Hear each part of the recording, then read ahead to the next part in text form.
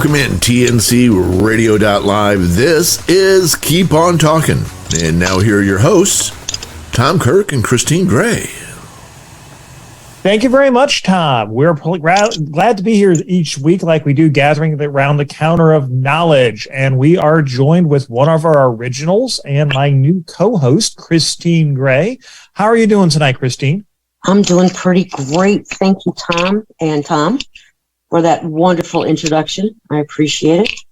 I'm going to enjoy that extra conversation and wealth of knowledge. Hopefully I can bring some to the table. Well, you can, because I was looking at things and realized that I was not always right. So we had to figure somebody who was. So who better than you? That's true. I am right 99.9% of the time over you. Yes. And if for some reason you're wrong, go back and see the other 99.9% of the time. Well, she turned out that one time she was wrong when she thought she was wrong, but it turned out she was right that time too. So, it's a win. Yeah. She's always right. But Christine's been driving for a little while, actually a little bit longer than I have. So we'll have a lot of fun on this show, but I think particularly with this topic tonight. But tonight at the Counter of Knowledge, we're going to be discussing what to do if you're in an accident or get injured in the job, and why some of this is actually important and matters. And we may even get into some of our trucking misadventures. Yeah, I might be able to persuaded to tell my Wile E. Coyote story later on in the show if we've got time. But we've got lots of great stuff planned for you. Dutch, we see you here. We'll be with you here in just a couple of seconds. But one of the reasons why I wanted to talk about why it's so important tonight to know what to do in an accident. Over the last several months, I've known some drivers who've been into accidents, and they've done things that are just minor that on the surface don't look like a big deal, but several weeks or months later are becoming a problem because maybe they said something they shouldn't have had to somebody, or they didn't report an injury to somebody in a timely fashion, and now is causing additional headaches for them and other people down the road. So that's some of the stuff that we're going to be covering tonight. Hey, we've got the Carolina Monkey Gouger who'll be joining us here in just a couple minutes. Thank you for coming in tonight. But I'm going to kind of kick it off with you, Christine. I know you're a trainer. You've been involved in a bunch of different things over the years. Do you have a couple of tips or do's and don'ts that if you're in an accident or injured, well, let's start with an accident. If you're in an accident, what are some of the things that you automatically do or don't do? First of all, I think one of the first things we do is we make sure that everybody's okay. That's the first part. That's number one. Two, we get all the pictures, witnesses. They used to tell you that don't get pictures. No, that's wrong. We get pictures, we get witnesses, telephone numbers, the whole 9 yards. And you make sure that you're getting the accident reports if you can get them right away. If you're not, your notification to, your insurance companies. If it's minor, it's no big deal, that you're just going to swap information. If you're inside, unfortunately, nowadays, if you're inside of a truck stop and you go to call the police to have a report done, they don't do it anymore. It's private property. If you're at, where, how we've all seen the front ends ripped off, that's, they just don't do a police report. Make sure you get the information and you get pictures and you get a witness. You do something. Accident wise, don't move the injured. Don't do anything like that. Get 911. Again, witnesses, pictures, the whole 9 yards. Call safety. Call your director. Call everybody that needs to be involved is involved. If it's a fuel spill, if it's a chemical spill, everybody's backed away as far away as they need to be, especially, not downwind. It definitely depends on if you are injured, if it's an accident, not a vehicle accident, but it's an accident of fall, report it. Most drivers think that if they report it, they're not going to have a job anymore. No, that's actually the mistake. It's the opposite. If you don't report it and you are injured on the job and 3-4 weeks, or days or, 9-10 days go by and then you're hurting worse and then you report it, you've got a problem because you didn't report it right away. I actually want to jump in there too, because when a lot of people think they're reporting, they think that's the starting of a worker comp claim or whatever. Just the fact that you told your boss, hey, I fell and got hurt today, or my co-driver threw me out of the bed in this accident, or whatever it might be, your boss at least now knows. So 3, 4, 5 days later, if you have to do that paperwork, like you said, it's much less of a problem. And, most companies want to know if you're injured or not, because if you're not, at the top of your game, they might run you a little slower. They might do things differently, might insist you go see a doctor. And I think that's the one thing I'm going to add. If you're in an accident, particularly if, let's say, you're in a team operation, you get thrown out of the bunk, please go to the hospital, or at the very least get checked out by a medical technician for peace of mind of everybody involved. That can save a lot of headaches and problems later going on down the road. But we're going to come back more to some of our thoughts on this. We've got a blast from the past tonight. We got the Carolina Monkey Gouger on. How are you doing tonight, Jimmy? Hey, how y'all doing tonight? It's been a very stressful day today. Last 2 days, I've been hung up in Fort Worth in this major snowstorm. I want to give you an update before we started talking about the topic.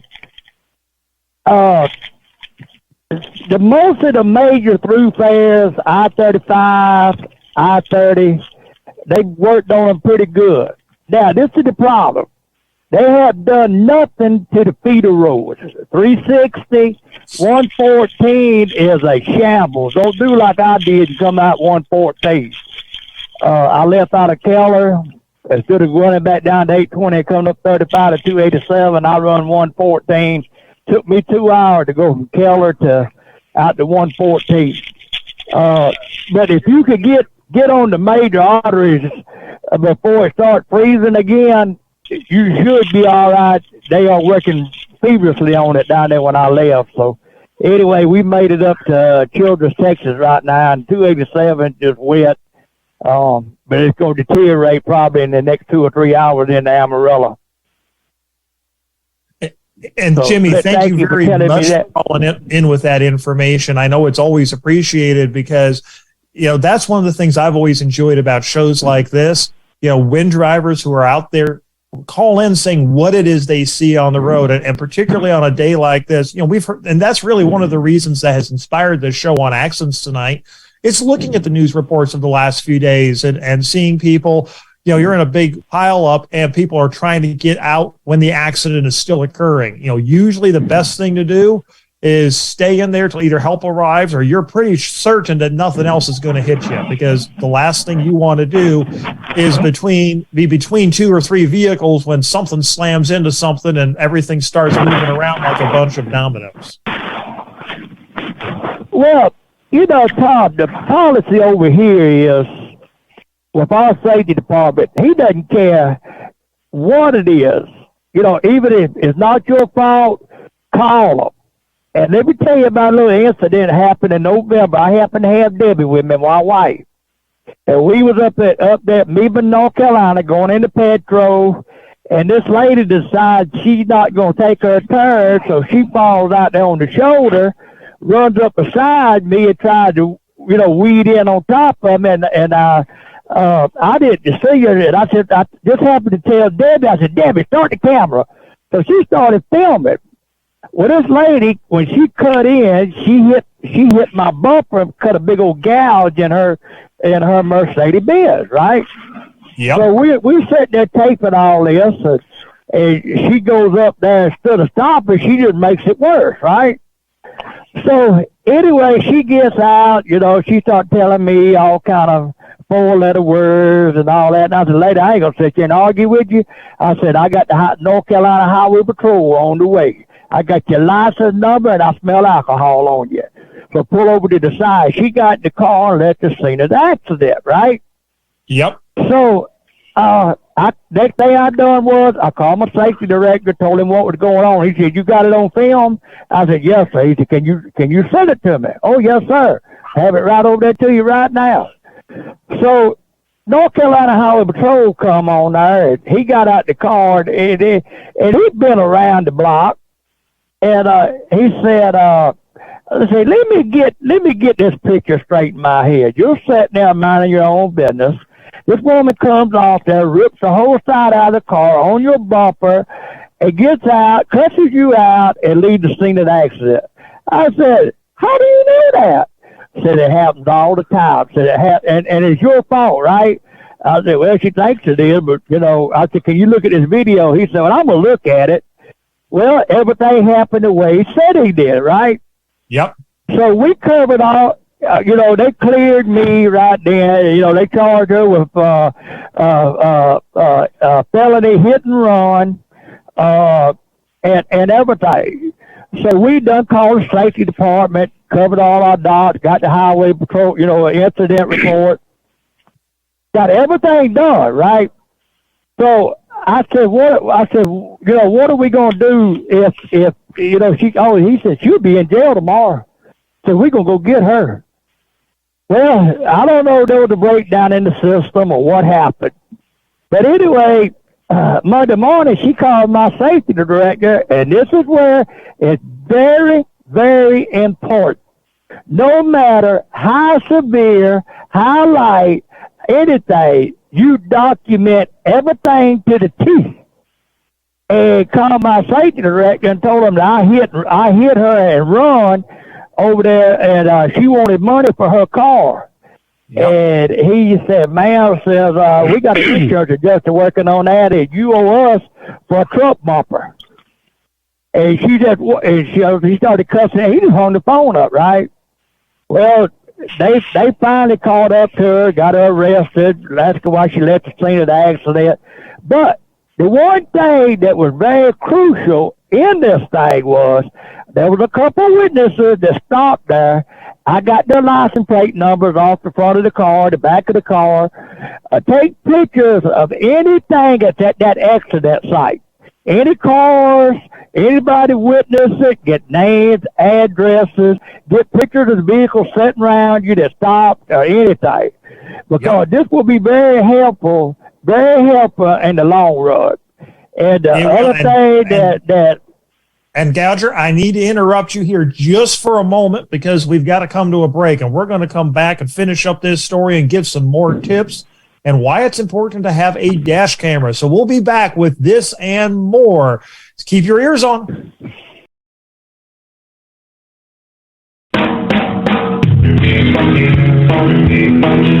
Hi, I'm Charlie Klaber, and I'm excited to join the TNC Radio.live family. You can hear my show, Highway Fever, on Thursday at 8 p.m. Eastern Time, right after Mind Your Trucking Business. One quick question.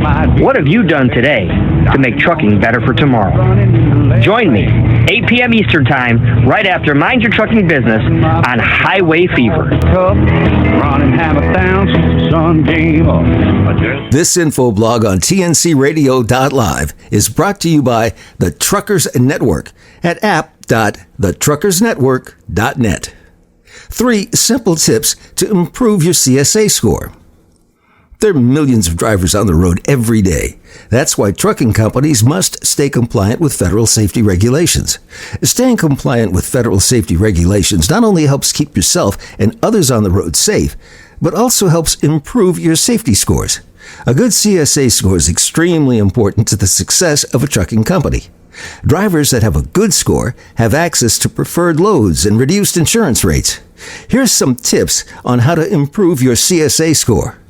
What is the CSA program?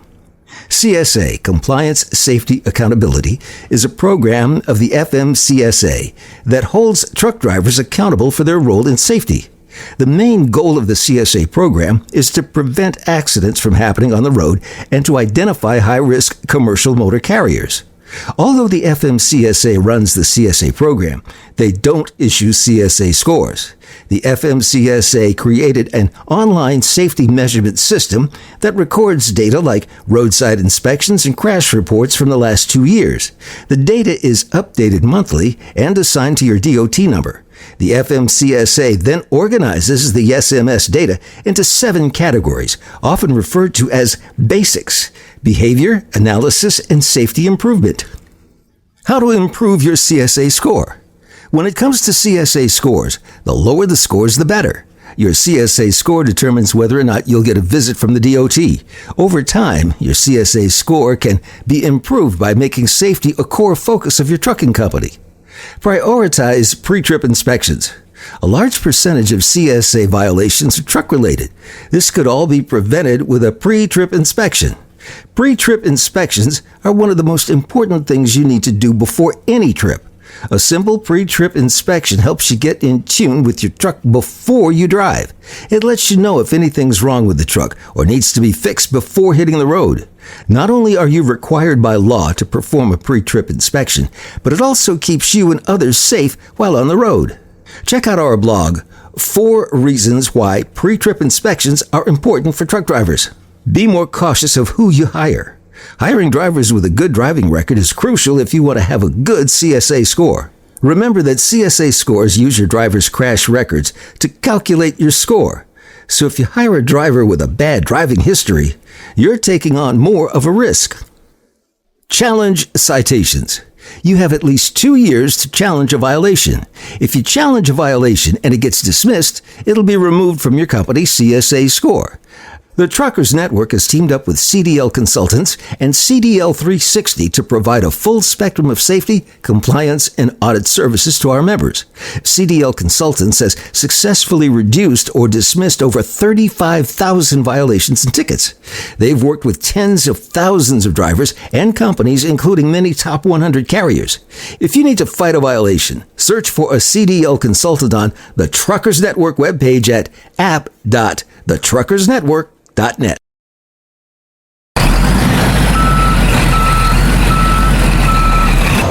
You're listening to TNCRadio.live. Remember to tune into the Truckers Network Show with Shelley Johnson. Weekdays at 3 p.m. Central, 4 p.m. Eastern.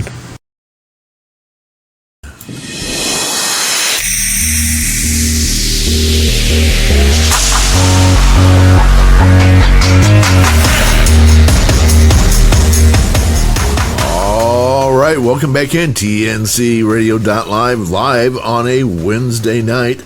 This is Keep On Talking with your host, Tom and Christine. Hey, thank you very much, Tom. We're glad to be back here at the Counter of Knowledge, and we got something really important to share with you. If you want to call in, dial 706-862-8620. That's 706 TNC0, where you got that one button dialing there on the TNC app. Just press that Call Us button, and you should see a little list right at the top. It says Call TNC Live. Press that, and you can get right in on the show, and we'll see you. So you can join us tonight that way as well. We were talking a little bit to Gouger and Dutch. We'll get to you here in just a second about some of your experiences. And one of the things that you brought up, Gouger, is a lot of trucks you're seeing nowadays, the companies have dash cameras in them of some kind, which is great. You know, the companies have these external dash cameras, but the problem is they own the footage. And sometimes it's not easy to get the footage to show it to a police officer or something like that, particularly in your situation, you know, where you had a woman basically drive into you. I'm always a firm believer in having your own dash camera because, number one, you own and control the footage. And number two, if it's critical, you can show it to that police officer right then and there. But, you know, remember, if you were doing anything maybe that you shouldn't have, that can also work against you as well. But Gouger, do you believe in having your own dash camera as well? And if so, do you have one on your truck? Well, I got one on my truck facing out. But there is, I don't know if you know about this, but there is a problem with the dash cam, and we found this out through a safety director one night that was in a chat with us. He's a safety director for a big garbage company. And he said the problem with that dash camera is when you stop at a stop sign and say, like, if you went through the stop sign, even though you stopped and somebody hit you, there's something like a second or 2 second lapse of that thing. It will show you running that stop sign every time. He said a stop light different, but a stop sign, he said you got to be careful with them things. I'm all for it. I think every truck company should go to the facing out dash cam. And one thing I want to bring up that's been very, very, very important. I've sat on a lot of crash review boards over the years with some of the companies I've been leased to. When you get out that car or get out the truck, do not admit guilt. Don't tell them you're sorry or nothing.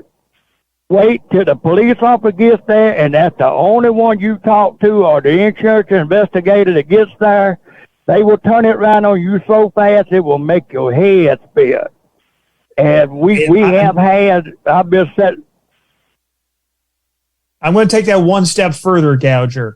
Particularly if there is a serious accident, whether it's a fatality, injury, whatever, even if you're not directly involved, do not say anything until you talk to your safety director and, if necessary, a lawyer.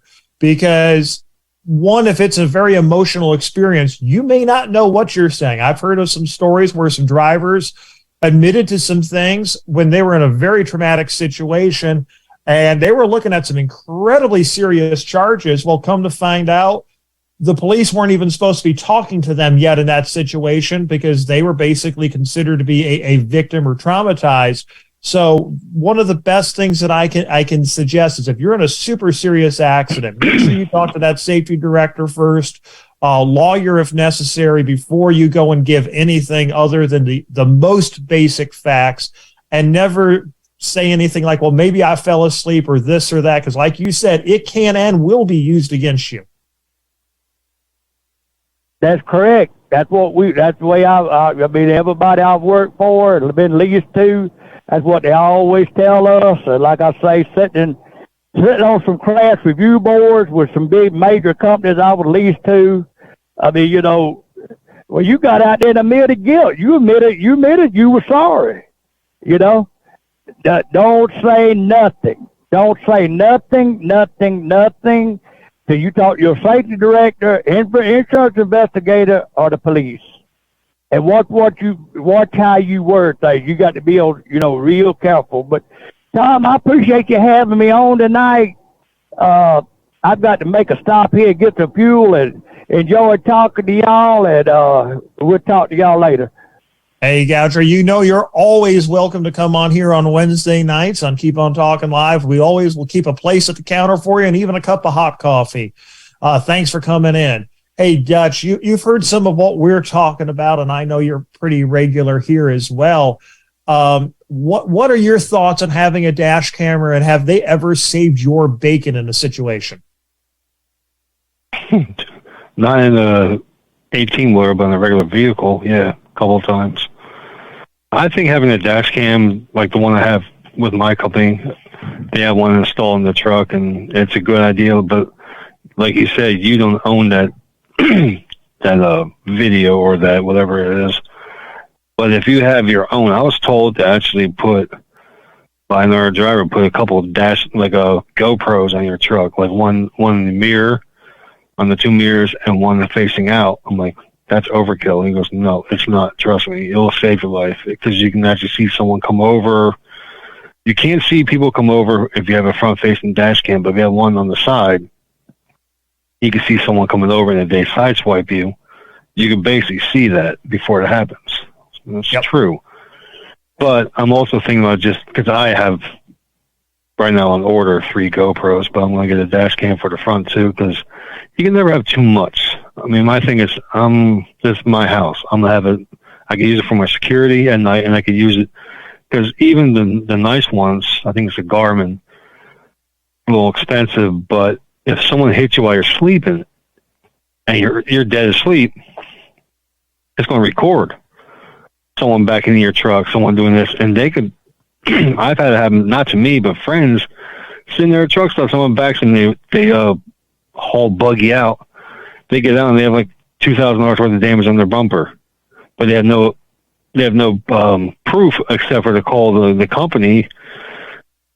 No, I'd rather have my own, because I can say, okay, well, I'll call the cops, but like you said, it's private property, so they won't make a report. But I can also give it to my safety department and say, hey, there's the license tag number of the trailer. Go after them. Get your money. Which exactly. It makes more sense. And I think another thing to keep in mind too is, sometimes with the way these dash camera systems that are built on board, unless you hit certain buttons or whatever, it doesn't necessarily save it or transmit it to wherever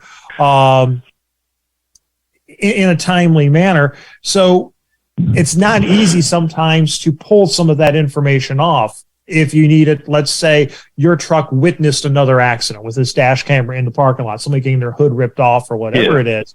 If you have your dash camera, and what I was doing for a while, I actually had two in my truck, but I had angled them so it covered more of the sides as well as the front. Yeah. So it got a thing. It was kind of that same concept that you were doing there, where if somebody came up from the sides or wherever, I don't think they're in business anymore. But a few years ago, there was a company called Falcon dealing with truck drivers, and actually they're still on Facebook. So I take it back, dashcam.co. But they got really well known for their dash cameras that you could mount outside the truck that would actually shoot down the side of your vehicle as well as in front, and it recorded to a DVR, which is another additional way of getting that information to protect you and those around you. And we're coming up on a break here, so this seems like a good point, and we will be back right after these messages. Keep your ears on.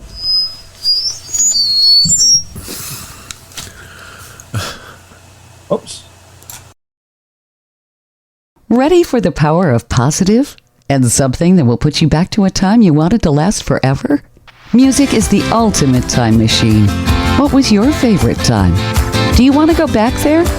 LTD Radio features the songs of the 70s, 80s, and 90s that will transport you to a happier time.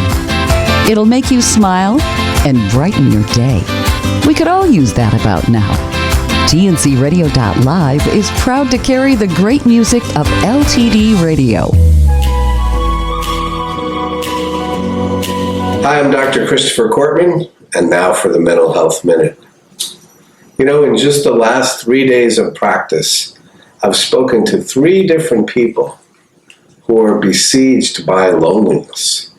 They're very sad. 2 of them are widows, and one of them is a divorcee.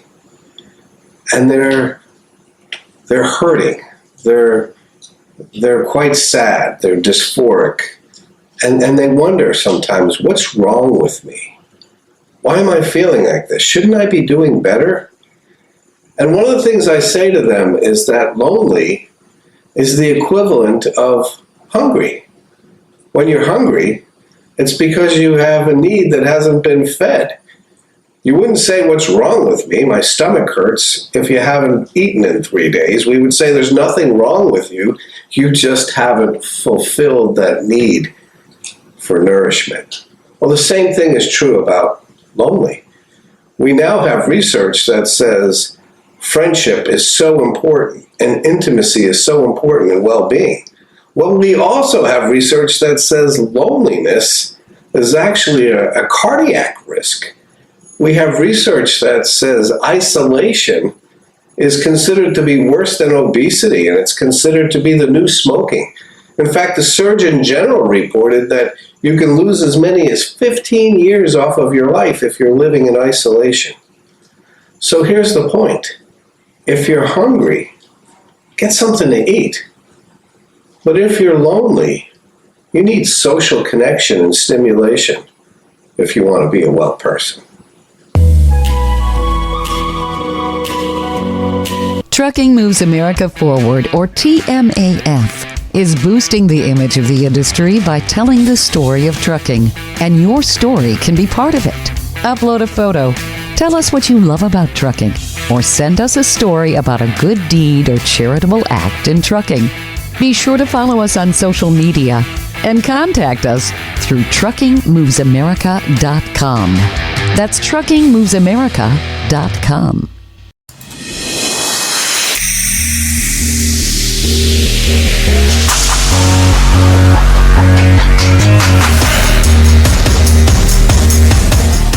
Welcome back in, TNC Radio.live. This is Keep On Talking. Here's Tom and Christine. Thank you very much, Tom and Christine. We're going to get your thoughts here in just a minute on dash cameras. We were talking a little bit off air about Dutch, about what is a good dash camera and the cost of them, whether it's some of these high dollar Garmin or Rand McNally's or some of these less expensive ones that are maybe not as well known that you can find on Amazon and other places called Rove. And for some of you drivers out there may already be familiar with Linus Tech Tips and Linus Sebastian.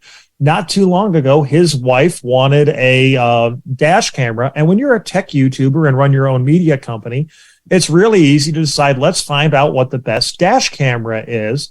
So he had a couple of his staff members do it, and they put together a whole video, and they tested a whole bunch of these dash cameras. And at the end of the day, they had a couple that they liked a little bit better than others. But unless you're looking for a couple really specific features, for the most part, a dash camera is a dash camera. And yeah, there's a few exceptions in terms of maybe night level vision and a few other things. But if you look up dash cameras and Linus Sebastian or Linus Media Group or Linus Tech Tips, any of those will bring you that video up on YouTube and you can watch it. It was really kind of interesting to get their take on it. And as a driver, it was kind of interesting for me to maybe rethink a little bit of what I thought was the most important. You always hear about 4K and things like that. For practical purposes, these 1080p cameras or a little less are probably good enough or even better than what we need if all we're looking to do is protect ourselves. And some of the things like night vision performance is probably even more important. So it was really kind of interesting to get their take and their analysis with the way they did their testing on that. Christine, I know over the years you've done a bunch of different things and probably used dash cameras. What's your thought of a personal dash camera in the truck? The Lone Star, my last truck that I owned was a Lone Star. It's onboard camera, had 3, forward facing and 1 off of each side. I loved those, absolutely loved those. But since I sold that and went to a company, the company truck that I'm in has forward facing with Samsara connected, and it's recording 24/7. The only time that it goes back that 30 seconds to a minute to save it is if it's something, slowing down faster than 9 seconds per mile. However, that would be, too quick, too fast. However, a roll's triggered. However, that would be, it'll record like that. But I also have an onboard that I got a long time ago. I only turn it on when I'm actually in a city, but I make a point of turning it on every time I'm in a city, and it's actually aimed towards my right front fender and nowhere else, because I can see everything else. It's the right front fender is the one I worry about the most, and that's constantly recording when I'm going into a city. And that's the only time. And that one I own, yes, mine. But the rest... The one thing I'm going to throw out to you, Christine, is go ahead and record it maybe more often, because lately what I'm seeing with some people that I know, yes, cities are a problem. Don't get me wrong. It's construction zones. They've become the new cities with these merges where everybody thinks they have to be first. So you've got this herd of vehicles that comes rushing up ahead. Maybe you have more than enough stopping distance for a vehicle up ahead of you, but now somebody cuts you off, or a whole bunch of vehicles stopping short, so somebody moves into your lane, and now you've got a chain reaction accident. So will that completely absolve you? Because particularly if you rear end somebody, probably not. But at the same token, if you can show that a whole bunch of other cars cut people off, particularly if you can show it right then and there to the officer, is going to make your life a lot easier. I'm going to even go back, if it's practical, you do that 2 dash camera method where you have basically pointed kind of more or less at either corner area there. So there is overlap for the center, because then you've got a shot. If somebody jumps the line and cuts a vehicle off several vehicles up ahead, of maybe catching their license plate, because they're the one that started the whole problem. Right. True. Very true. Like I said, I never really paid attention to anything else except for that right front. That side where they'll run up the shoulder, like you said, in a construction zone where we have heavier construction in the cities, that kind of thing. That's what I'm looking for. Not so much the left, more towards the right. That's what I'm looking for. And the thing is, up until about a month and a half ago, I would have agreed with you 100%, except this was a left, the driver I know this happened to, this was a left lane forced merge, and two vehicles basically charged ahead, and it was caught on a dash camera. The problem was the way it was angled, you couldn't get the license plates well, and they basically forced their way into traffic and caused, I think it was a 6 or 8 car accident, because they literally were basically knocking cones out of the way and pushing their way into traffic. It was that type of a situation because they were in that much of a hurry. Jeez. So that's the only other reason why I've changed my mind a little bit and I've always agreed that front right corner is important because it is a blind spot. Right. But that front left corner, I've now changed my mind on slightly.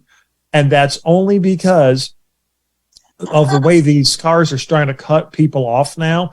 At least it gives the police an opportunity, if it can catch a license plate, to maybe do something, or your insurance company or whoever it is. But, and that's really probably, at the end of the day, slow down. That's probably the biggest thing, is give yourself plenty of room to figure out what's going on with that. That's really what matters at the end of the day. Oh, absolutely. Yeah. Absolutely. Give yourself an out, basically. Exactly. Hey, Dutch, I know you said here a couple of minutes ago, you had a couple personal stories of where it's helped you out in your personal vehicle. Would you mind sharing one of them real quick? Wow, it was a 1969 GTO Judge I built when I was in high school. And my friend has it in his garage, and he still has it. We fixed it. But we had a guy, I wasn't racing, I wasn't doing anything stupid. I was just driving down the road. It's noisy, you can hear it. I mean, you can't miss this car. I mean, it's bright blue. You can't miss it. And this guy, I had my dash cam on, I'm just jamming, just listening to like a Leonard Skinner, going down the road, not speeding, just showing off a little bit, but not speeding, just putting neutral, revving it, because it was a 6-speed, I think, or 5-speed. And I'm driving down the road, and I look behind me, and I said, oh, great, here we go. Guy comes barreling up. I mean, I'm doing 35, he must be doing 60, and he just cuts me off, takes my whole front bumper off. He flips 3 times, and he comes head on into me, hits me head on in the car. So, yeah, of course, I'm a little injured, and so is he.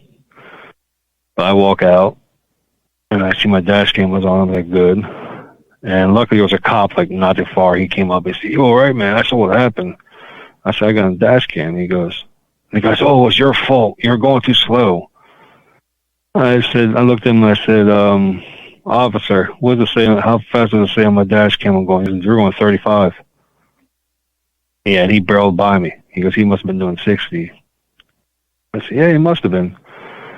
So, yeah, that's how it saved me, because if I was speeding a little bit, I could have been maybe considered to be part of the cause of the accident, because I was speeding. I was doing the speed limit. And my dash cam said it right there in the video. Speed limit was 35 at that time. And he tried to come after me for his whole car, whatever, his front end, my front end, and I mean, I wanted the case. I got a hold of the front end from him, technically.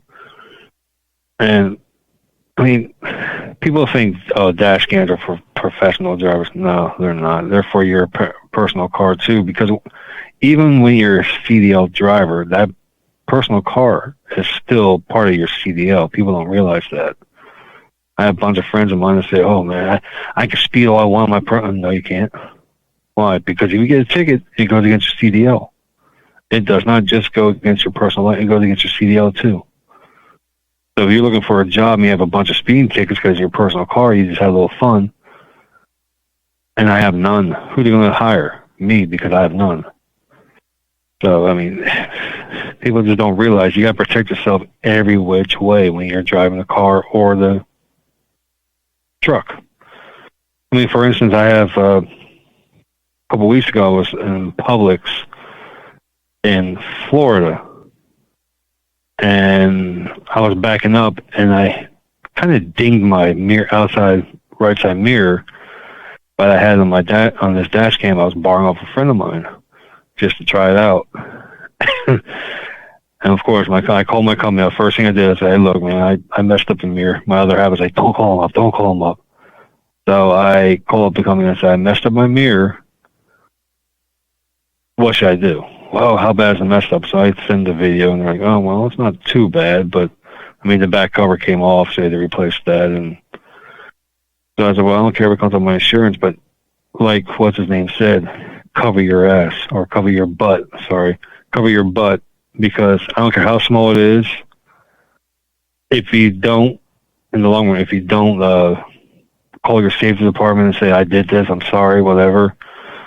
If you do that after the fact, and they find out, like when you're trading the truck in, whatever, then there's a chance you might get let go. But if you've already done it, you've already done the proper thing, then they'll probably just like, 'Oh, well, your insurance will go up a little bit, or we need a couple $100. So what?'" Exactly. And that's one of those things where honesty is the best policy, because, it does pay off. And, also, here's the other thing too I've learned over the years. If you can show that the damage happened in advance, if somebody ever tries to accuse you of damaging their vehicle at another point, you've got proof that damage may have occurred weeks or months earlier rather than an hour before. So that is another great way to cover your ass. But we're going to be back with more tips how to keep safe out there on the road and what you should do and don't around accidents and other events. We'll be back right after these messages. Keep your ears on. Ready for a music break? Did you know that you can use the TNCRadio.live app to hear the best in traditional country? Traditional country, the good stuff from the 50s and 60s and on. Traditional country is more than a time period. It's a style and approach to music that we cherish. We have an incredible collection of songs that define country music and also sprinkle in some Western music, cowboy music, bluegrass, Americana, and country gospel. Our TRUSA president and country Western music icon, Rex Allen Jr., also hosts an hour of music and memories. At TRUSA, we have a heart for the road and the heritage of country music. Wherever you roam, we hope you'll take us with you. Enjoy the ride on Truckers Radio USA. To listen to TRUSA Radio on the TNCRadio.live app, just click on the music button and then TRUSA. This blog is brought to you by the Truckers Network at app.thetruckersnetwork.net. Truckers Against Trafficking can help fight modern-day slavery. Human trafficking is a real and frightening issue in the United States. It's a crime that forcefully exploits women, men, and children. Human trafficking involves transporting a person into a situation of exploitation, which can include forced labor, marriage, or prostitution. The term exploitation in this sense is commonly referred to as modern slavery. At this time, it's estimated that there are 20 to 40 million human trafficking victims internationally. According to the ACLU, the United States Department of State estimates that 14 to 17,000 people are trafficked into the United States each year. Truckers Against Trafficking exists to educate, equip, empower, and mobilize members of the trucking, bus, and energy industries to combat human trafficking. Truckers Against Trafficking goals: saturate trucking and related industries with TAT materials. Partner with law enforcement and government agencies to facilitate the investigation of human trafficking. Marshal the resources of partners to combat this crime. The Truckers Network proudly sponsors Truckers Against Trafficking and their efforts to fight against this heinous crime that's affecting hundreds of thousands of Americans each year. How truckers can help. Training video. Watch Truckers Against Trafficking's free training video and take the short quiz through their online portal. This will register you as an official TAT-trained, TAT-certified driver. Know the red flags. Download the Truckers Against Trafficking app and request a wallet card and window decal at tat.truckers@gmail.com. Share Truckers Against Trafficking's training with others in person and through social media. How trucking companies, schools can help? Training video. Share Truckers Against Trafficking's free training video with your drivers. Request a digital file of your video or physical DVD from tat.truckers@gmail.com. Know the red flags. Tell your drivers to download the Truckers Against Trafficking app and or request wallet cards for your drivers from tat.truckers@gmail.com. Register. Register your company as trained to reflect your impact in the fight against trafficking and encourage others to do the same. This info blog was brought to you by the Truckers Network at app.thetruckersnetwork.net. Truckers Life Radio from TFC Global with your host, Ron Frazier, every Monday night at 9 p.m. Eastern Time. On the show, Ron interviews guests to help inform professional drivers just like you about the importance of things like human trafficking to sex addiction to how to overcome the impossible odds on the way to success. Every Monday night at 9 p.m. Eastern.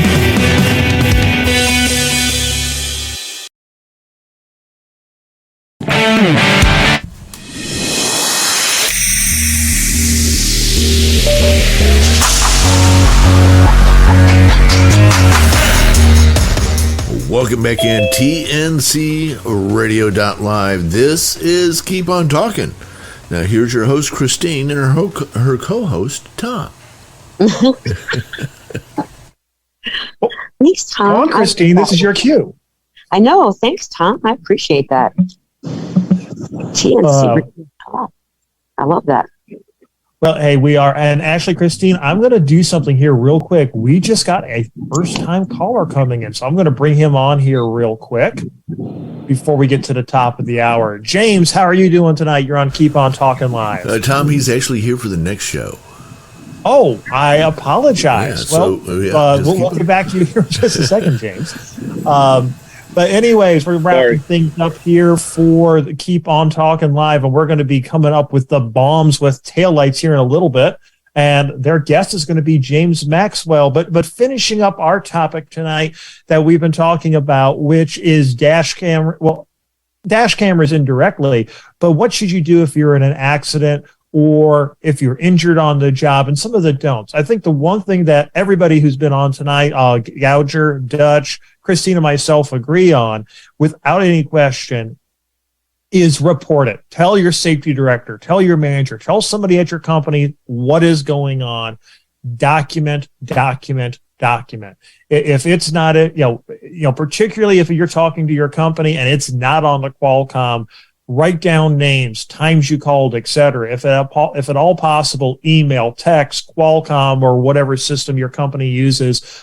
Because, Christine, you and I both know that it never is a problem where you call and talk to somebody and miraculously 2 weeks later, they don't remember that conversation. No, not at all. I've seen on more than one occasion where a comp case has been thrown out, denied, because miraculously no one remembers that the individual was hurt. And now all of a sudden there's no pay. There's no one's going to pay for the injury. Nobody's going to pay for this. And the individual who can no longer work has to pay out of everything out of their own pocket because it's not covered. Wow. It's not being paid. It's not being taken care of. And the people, they didn't report it to the right people. They didn't report it at all. They waited 3 months. The injury became worse and worse and worse. They felt that, hey, I'm okay. I'm good. It's not that bad. Or my favorite one, and this is no pun intended, I'm tough. I can handle it. It's no big deal. We can walk it off. Well, it used to be that way, but then as we get older, they come back to haunt us. So that's not the case. Not anymore. Take care of it. Report it. Have it fixed. See the doctor. If you're, like you said before, if you're in that injury, go to the hospital. Take the ride to the ambulance. It is not going to kill you. It's not going to hurt you in the long run. If that happens and you are employed and you are, whatever the case is, insurance covers everything at some point. And if it's not, you know what? Employers are going to pay for it in the long run. Get it done. Exactly. Well, and here's the other thing too is, particularly if you've got a situation where your bosses keep going, are you sure you're okay? Are you sure you don't need to go to the hospital? because you're complaining about pain or whatever several hours after the accident. If they ask you that fifth or sixth time, are you sure you don't want to go to the hospital or to the urgent care? No. That's probably a good sign that you should go to where, yes. Christine? You need to go to the hospital or urgent care. Absolutely go. And particularly, and the thing is, particularly if the bosses are saying, hey, this is not going to come back on you in some way, go. We want to make sure you're okay. It starts that documentation process, because at least then there's a baseline that says on this day you were here. And if you get worse, they can show it was from that. Because here's the other infamous thing that workers' comp is known for doing, is saying, well, how do we know it wasn't from a previous injury? And, right. We're truck drivers. We're walking previous injuries. Yes, absolutely. So, but anyways, Flo's flashing those lights, telling us it's time to start things wrapping up. We have got the bombs coming up next. That's Angela and Larry with Taillights. They're going to have a great guest with stories and other conversation from the road. Coming after that is our very own Anderson and Baker. Yes, it's the stockbrokers of the sports world giving their analysis on the ups and downs of the sports market. Wait, no. It's a sports show. I don't know why. With a name like Anderson and Baker, it just sounds like they're investment bankers. Don't know why. But they got a great show that's geared to drivers with a trucking with a, sports with a trucking twist. So stay tuned for a lot of great radio tonight coming up here on TNC Live. Let's try this again on TNCRadio.live. We've got lots of great programming. We'll see you next week here. Christine and I and the rest of our originals and even some new friends will join you here at the Counter of Knowledge. Stay tuned, everybody. We'll see you here on the radio next week, and keep your ears on for Angela and Larry coming up next.